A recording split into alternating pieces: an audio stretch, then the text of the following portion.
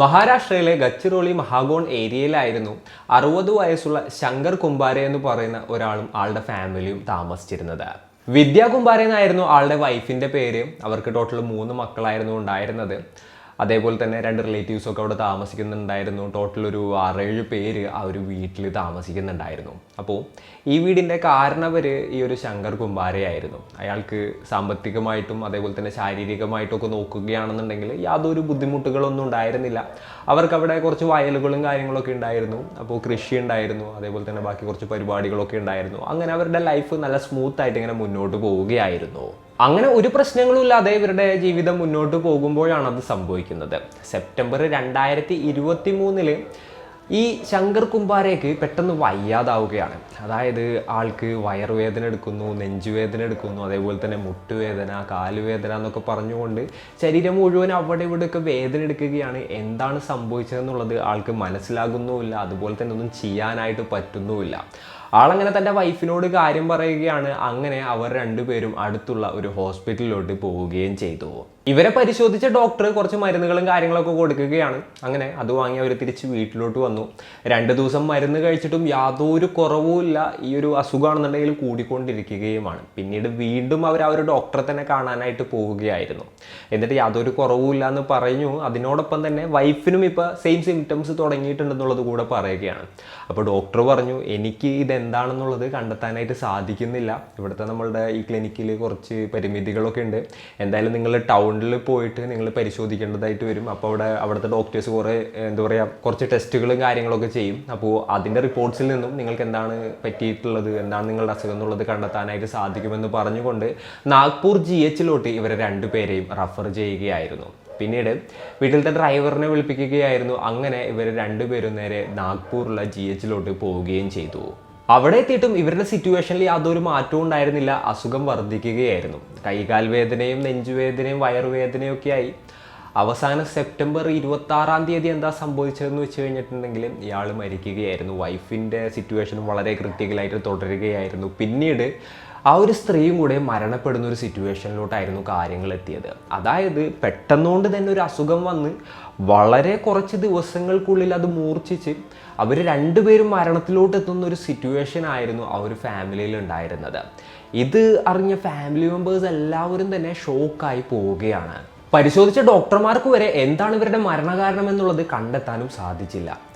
ഇതുവരെ യാതൊരു ഹെൽത്ത് ഇഷ്യൂസും ഇല്ലാത്ത ഇവർക്ക് എങ്ങനെയായിരുന്നു ഇത്തരത്തിലുള്ളൊരു അസുഖം വന്നത്? പെട്ടെന്ന് തന്നെ ഇത്തരത്തിലുള്ളൊരു അസുഖം വരാനും മരണപ്പെടാനുള്ള കാരണം എന്തായിരുന്നു? 2023 മഹാരാഷ്ട്രയെ തന്നെ ഞെട്ടിച്ച ഒരു കേസാണ് ഇന്നത്തെ വീഡിയോയിലൂടെ നമ്മൾ സംസാരിക്കാൻ പോകുന്നത്. Hello guys, welcome back to the channel.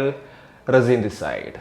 മരിച്ച ശങ്കർ കുംബാരയ്ക്ക് 3 മക്കളായിരുന്നു ഉണ്ടായിരുന്നത്. അതിൽ 2 ആൺകുട്ടികളും ഒരു പെൺകുട്ടിയുമായിരുന്നു. മൂത്ത മകൻ്റെ പേര് റോഷൻ എന്നായിരുന്നു, 2ാമത്തെ മകളുടെ പേര് കോമൾ എന്നായിരുന്നു, 3ാമത്തെ മകൻ്റെ പേര് സാഗർ എന്നായിരുന്നു. അപ്പോൾ സാഗർ ആ ഒരു ടൈമിൽ ഡൽഹിയിലായിരുന്നു ജോലി ചെയ്യുന്നുണ്ടായിരുന്നത്. തൻ്റെ പേരൻസിൻ്റെ മരണവാർത്ത അറിഞ്ഞ് അയാൾ നേരെ തന്നെ നാട്ടിലോട്ട് വരികയായിരുന്നു. മറ്റൊരു 2 പേരും ഗ്രാമത്തിലുള്ള വീട്ടിൽ തന്നെയായിരുന്നു താമസിക്കുന്നുണ്ടായിരുന്നത്. അങ്ങനെ ഈ ഒരു സാഗർ കൂടെ നാട്ടിലോട്ട് വരികയായിരുന്നു. പിന്നീട് ഡോക്ടേഴ്സിൻ്റെ അടുത്ത് കാര്യങ്ങൾ ചോദിച്ചപ്പോൾ നെഞ്ചുവേദന കാരണമാണ് മരിച്ചതെന്നാണ് ഡോക്ടേഴ്സ് പ്രാഥമികമായിട്ട് പറഞ്ഞത്. എന്നാലും എങ്ങനെയാണ് ഈ ഒരു അസുഖം വന്നതെന്നുള്ളതിനെക്കുറിച്ച് അവർക്കും ഒരു ഐഡിയ ഉണ്ടായിരുന്നില്ല. അങ്ങനെ ഇവരുടെ ചടങ്ങുകളും കാര്യങ്ങളൊക്കെ കഴിഞ്ഞ് സാഗർ തിരിച്ച് ഡൽഹിക്ക് പോവുകയായിരുന്നു. എന്നാൽ തിരിച്ച് ഡൽഹിയിലെത്തിയ സാഗറിന് വീണ്ടും ഞെട്ടിക്കുന്ന വാർത്തകളായിരുന്നു നാട്ടിൽ നിന്ന് വന്നുകൊണ്ടിരുന്നിരുന്നത്. അതായത് ഈ ഒരു അച്ഛനും അമ്മയൊക്കെ മരിച്ച് ആ ചടങ്ങുകളൊക്കെ കഴിഞ്ഞ് ഏകദേശം ഒരു 9 ദിവസം കഴിഞ്ഞപ്പോൾ ഇയാളുടെ ചേച്ചി മരിക്കുകയാണ്. ഇയാളുടെ ചേച്ചി മരിച്ച് ഏകദേശം ഒരു 3 ദിവസം കഴിഞ്ഞപ്പോൾ ഇയാളുടെ ചേട്ടൻ മരിക്കുകയാണ്. പിന്നീട് ഒരു 7 ദിവസം കൂടെ കഴിഞ്ഞപ്പോൾ അവിടെ താമസിച്ചിരുന്നവരുടെ ചിറ്റുണ്ടായിരുന്നു, അവരും കൂടെ മരണപ്പെടുകയാണ്. എല്ലാവർക്കും സെയിം സിംറ്റംസ് ആയിരുന്നു. അതായത് കൈകാലും വേദന, മേലുവേദന, വയറുവേദന എന്നൊക്കെ തുടങ്ങി അവരോടൊക്കെ വേദന വരും. പിന്നീട് ഹോസ്പിറ്റലിലോട്ട് പോയിട്ടുണ്ടെന്നുണ്ടെങ്കിൽ ഡോക്ടേഴ്സിന് ഇതെന്താണെന്ന് കണ്ടെത്താനായിട്ട് സാധിക്കില്ല.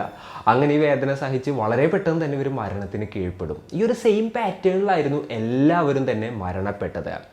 എന്നാൽ ഈ ഒരു സമയത്ത് സാഗറിൻ്റെ സിറ്റുവേഷൻ നോക്കുകയാണെന്നുണ്ടെങ്കിൽ ഈ സെയിം സിംറ്റംസോട് കൂടിയിട്ട് അവിടെ ആ ടൈമിൽ ഡൽഹിയിൽ ഒരു ഹോസ്പിറ്റലിൽ അയാൾ ട്രീറ്റ്മെൻറ്റ് എടുത്തുകൊണ്ടിരിക്കുകയായിരുന്നു.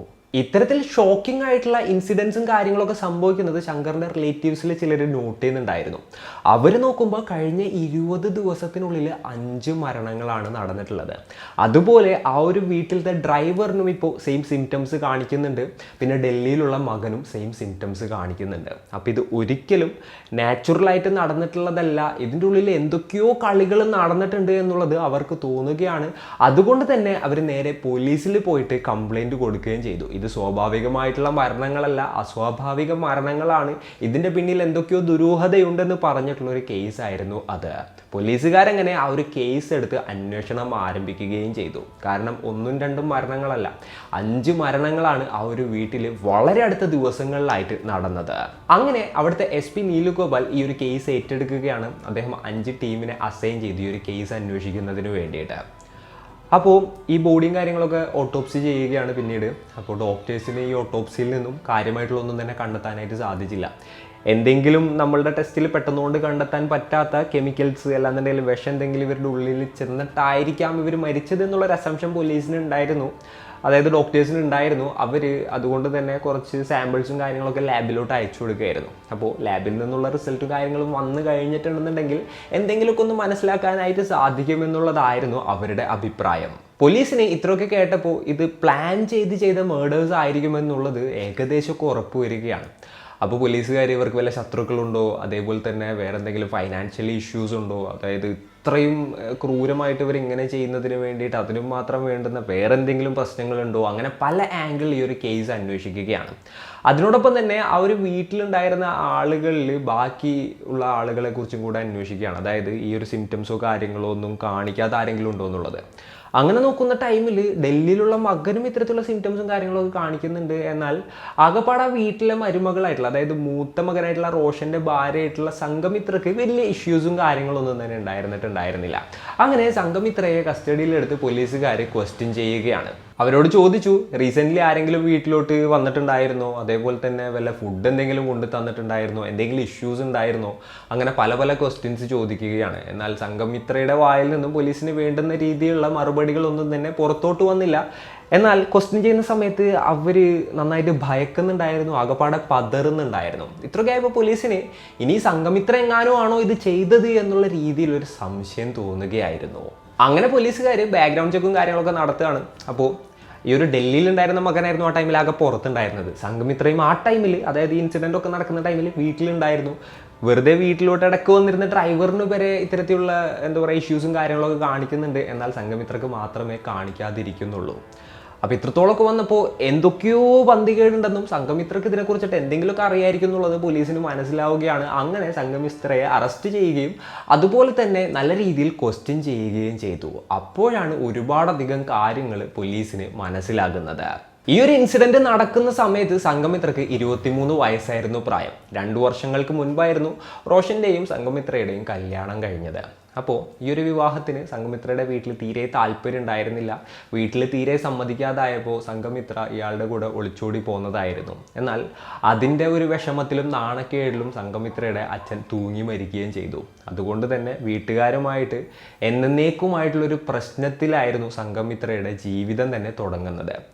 ആദ്യ കാലഘട്ടങ്ങളിൽ റോഷൻ്റെ വീട്ടിൽ വലിയ സീനുകളും കാര്യങ്ങളൊന്നും തന്നെ ഉണ്ടായിരുന്നില്ല എന്നുണ്ടെങ്കിലും പിന്നീട് ഒരുപാടധികം പ്രശ്നങ്ങളും കാര്യങ്ങളൊക്കെ കയറി വരികയാണ്. തൊട്ടതിനും പിടിച്ചതിനും ഒക്കെ അവരുടെ അമ്മായിയമ്മ അവരോട് വളരെ മോശമായിട്ട് പെരുമാറാനായിട്ട് തുടങ്ങി. ഹസ്ബൻഡിൻ്റെ ഭാഗത്തു നിന്നാണെന്നുണ്ടെങ്കിലും മോശമായിട്ടുള്ള പെരുമാറ്റ രീതികൾ വന്നു തുടങ്ങി. അതേപോലെ തന്നെ ആ വീട്ടിലുള്ള ആളുകളെല്ലാവരും അവരുടെ അടുത്ത് മോശമായിട്ട് ഇൻസൾട്ട് ചെയ്യുന്ന രീതിയിലൊക്കെ പെരുമാറുകയാണ്. എന്തിനും കുറ്റം, ചീത്ത, അതേപോലെ തന്നെ ആകപ്പാട് ഒറ്റപ്പെടുത്തുക, അങ്ങനെയൊക്കെ വന്നപ്പോൾ ഇവർ മാനസികമായിട്ട് തളർന്നു പോവുകയാണ്. അതിനോടൊപ്പം തന്നെ ഇവരോട് പ്രതികാരം ചെയ്യണം എന്നുള്ളൊരു മൈൻഡ് സെറ്റ് കൂടെ ഇവരുടെ ഉള്ളിൽ വരികയാണ്. തങ്ങളുടെ അച്ഛൻ്റെ മരണത്തിന് കാരണം ഇവരാണ്, ഇവർ കാരണമാണ് ഞാൻ അങ്ങനെ ചെയ്തെങ്കിൽ എൻ്റെ അച്ഛൻ മരിച്ചത്, ഇപ്പം എനിക്ക് അങ്ങോട്ടും പോകാൻ പറ്റുന്നില്ല, അതേപോലെ തന്നെ എനിക്കാണെന്നുണ്ടെങ്കിൽ ഇവിടെ ഒരു സമാധാനവും ഇല്ല. അങ്ങനെ വല്ലാത്തൊരു മാനസിക സിറ്റുവേഷനിലോട്ട് അവർ പോവുകയായിരുന്നു. അങ്ങനെ ഇവരൊക്കെ ഒരു പാഠം പഠിപ്പിക്കണം എന്നുള്ളൊരു ചിന്ത ഇവരുടെ ഉള്ളിൽ വരികയാണ്. അങ്ങനെ ഇവരോട് എങ്ങനെയെങ്കിലും പ്രതികാരം ചെയ്യണം എന്നുള്ള ഒരൊറ്റ മൈൻഡിൽ സംഘമിത്ര ഇങ്ങനെ മുന്നോട്ട് പോവുകയായിരുന്നു. ഇപ്പോൾ സംഘമിത്രയുടെ കാര്യം പറയുന്നുണ്ടെങ്കിൽ അവർ ക്ലാസ്സിലൊക്കെ ടോപ്പറായിരുന്നു. അതുപോലെ തന്നെ അഗ്രികൾച്ചറായിരുന്നു പഠിച്ചിട്ടുണ്ടായിരുന്നത്. സോ കുറേ കെമിക്കൽസിനെ കുറിച്ചൊക്കെ ഇവർക്ക് അറിയായിരുന്നു. അതിൽ കൂടുതൽ റിസർച്ച് ചെയ്യാണ്. അതായത് ഏതൊരു കെമിക്കൽ ബോഡിയിൽ എത്തിയിട്ടുണ്ടെന്നുണ്ടെങ്കിൽ പെട്ടെന്ന് മനസ്സിലാക്കാനായിട്ട് സാധിക്കില്ല, അതുപോലെ തന്നെ ഓട്ടോപ്സിലൊന്നും കിട്ടില്ല.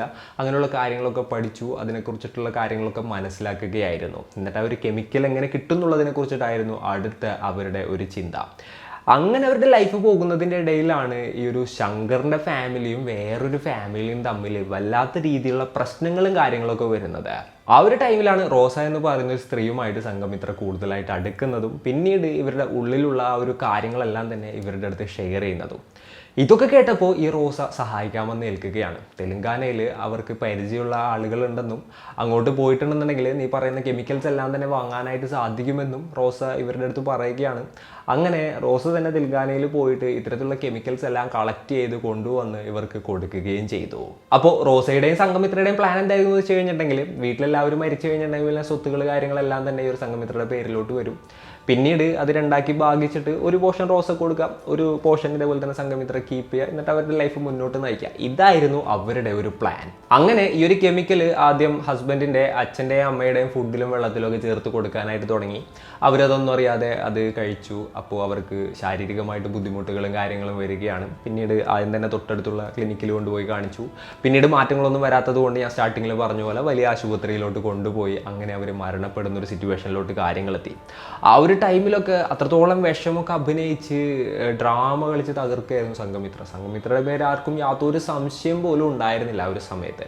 അങ്ങനെ ആ ഒരു ചടങ്ങിൻ്റെ ഇടയിൽ തന്നെ ഇവർ അടുത്ത പ്ലാനും കൂടെ എക്സിക്യൂട്ട് ചെയ്യുകയായിരുന്നു. അങ്ങനെ ബാക്കിയുള്ളവർക്ക് കൂടെ ഇത്തരത്തിലുള്ള കെമിക്കൽസും കാര്യങ്ങളും എല്ലാം തന്നെ അവർ ഫുഡിലും വെള്ളത്തിലും എല്ലാത്തിലും ചേർത്ത് കൊടുക്കുകയായിരുന്നു.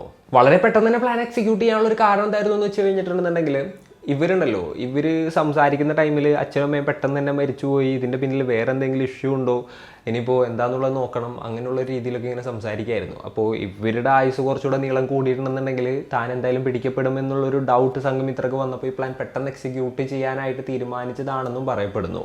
അങ്ങനെയാണ് ഈ ഒരു സംഘമിത്ര എല്ലാവരെയും കൊലപ്പെടുത്തിയത്. ഈ ഒരു വിവരം അറിഞ്ഞതിന് ശേഷം പോലീസുകാർ റോസയെയും അറസ്റ്റ് ചെയ്യുകയായിരുന്നു. അങ്ങനെ ഇവർ കെമിക്കൽ വാങ്ങിയ സ്ഥലം, അതേപോലെ തന്നെ അത് ട്രാൻസ്പോർട്ട് ചെയ്തത്, കെമിക്കൽ കലക്കി കൊടുത്ത രീതി തുടങ്ങിയിട്ടുള്ള എല്ലാ കാര്യങ്ങളും പോലീസുകാർ മനസ്സിലാക്കി തെളിവുകളും കാര്യങ്ങളൊക്കെ ശേഖരിച്ചു. ഇവർ രണ്ടുപേരും ഇപ്പോൾ ജയിലിലാണുള്ളത്. ഈ ഒരു കേസ് ആണെന്നുണ്ടെങ്കിൽ നടന്നുകൊണ്ടിരിക്കുകയുമാണ്. അപ്പോൾ ഇന്നത്തെ ഒരു വീഡിയോയിൽ ഇത്രയൊക്കെയാണ് പറയാനുള്ളത്. ഈ ഒരു കേസിൽ നോക്കുകയാണെന്നുണ്ടെങ്കിൽ സംഘമിത്ര ഏതോ ഒരു പോയിന്റിൽ തൻ്റെ സ്വന്തം ഫാമിലിക്കെതിരെ തിരികെയായിരുന്നു.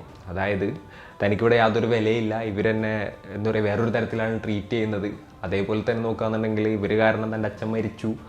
അങ്ങനെയുള്ള സിറ്റുവേഷൻസും കാര്യങ്ങളൊക്കെ വന്നപ്പോൾ എങ്ങനെയെങ്കിലും ഇവരെ ഇല്ലാതാക്കണം എന്നുള്ളൊരു പ്രതികാരത്തിൻ്റെ ഉള്ളിൽ നിന്നാണ് അവർ ഇത്തരത്തിലുള്ളൊരു പ്ലാൻ ഇടുന്നതും അതുപോലെ തന്നെ തൻ്റെ ഹസ്ബൻഡ് അടക്കം വീട്ടിലുള്ള 5 പേരെ കൊലപ്പെടുത്തിയതും അതുപോലെ ബാക്കിയുള്ളവരെ കൊല്ലാൻ നോക്കിയതും. അപ്പോൾ ഇന്നത്തെ ഒരു വീഡിയോയിൽ ഇത്രയൊക്കെയാണ് പറയാനുള്ളത്. അപ്പോൾ and it's me signing off. Peace. Stay peaceful guys. Stay safe.